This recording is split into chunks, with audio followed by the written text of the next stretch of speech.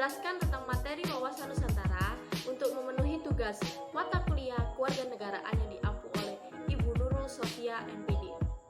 Jadi untuk itu mari kita lihat video penjelasan tentang wawasan Nusantara berikut ini. Check it out!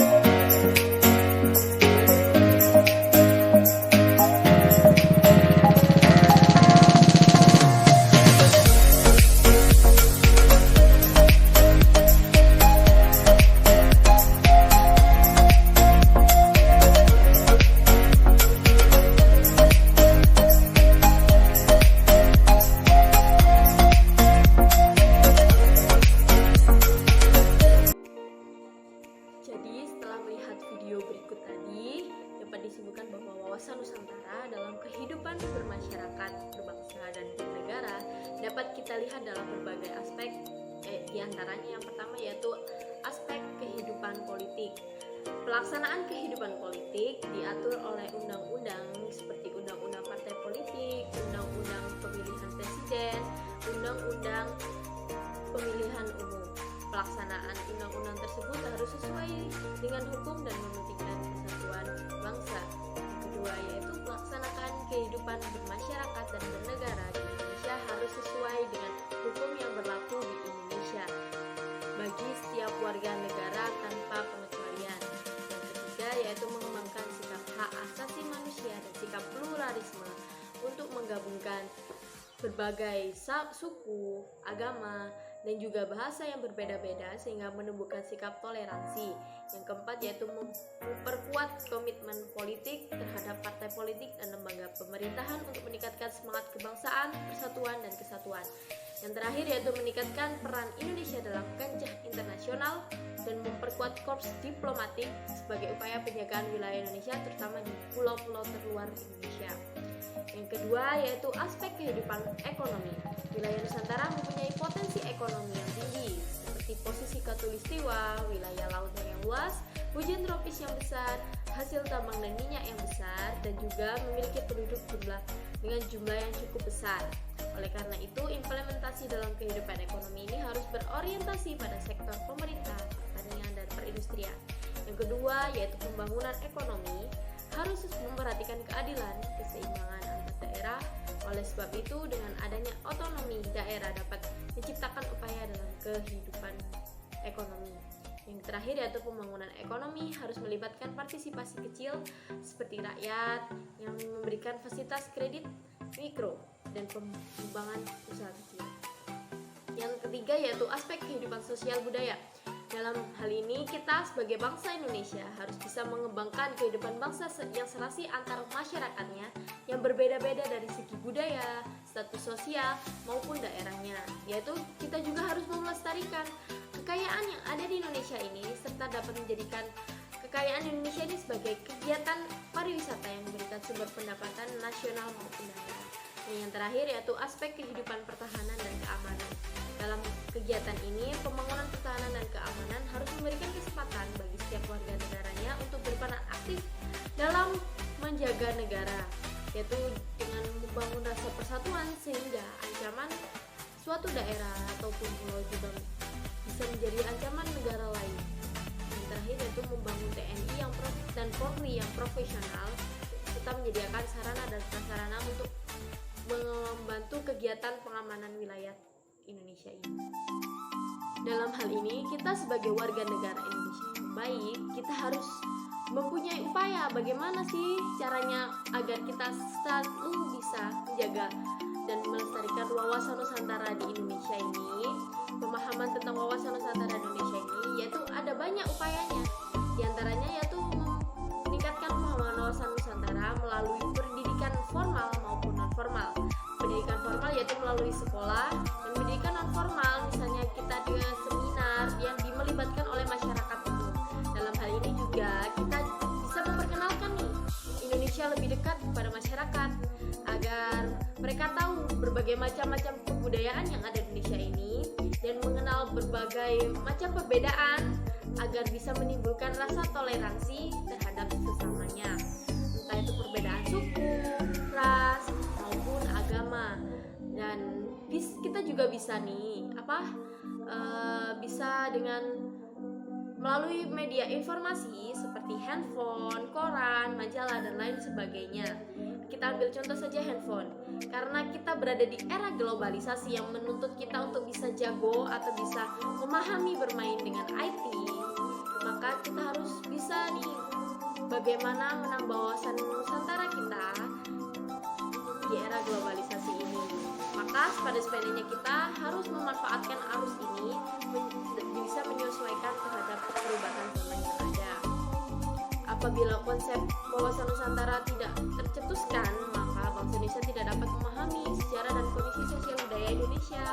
Padahal dengan memahami wawasan Nusantara, kita dapat menciptakan dorongan dan rancangan dalam usaha mencapai tujuan nasional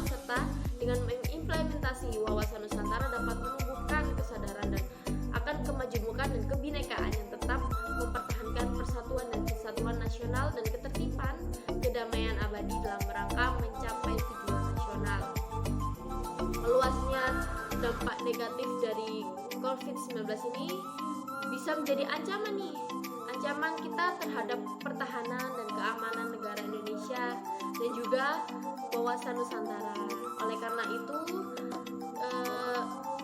kita harus bisa meningkatkan dan meluas lintas wilayah yang terdampak pada aspek politik, ekonomi, sosial, dan pertahanan dan keamanan untuk meminimalisir beban dari tenaga medis satu garda ke depan. Jadi wawasan Nusantara itu sangat penting. Tentu saja apabila tidak menerapkan wawasan Nusantara dengan baik bisa menyebabkan kekacauan dalam kehidupan berbangsa dan bernegara. Karena seperti yang kita ketahui, Indonesia sendiri merupakan negara kepulauan yang terdiri dari berbagai macam kepulauan, ras, dan suku bangsa.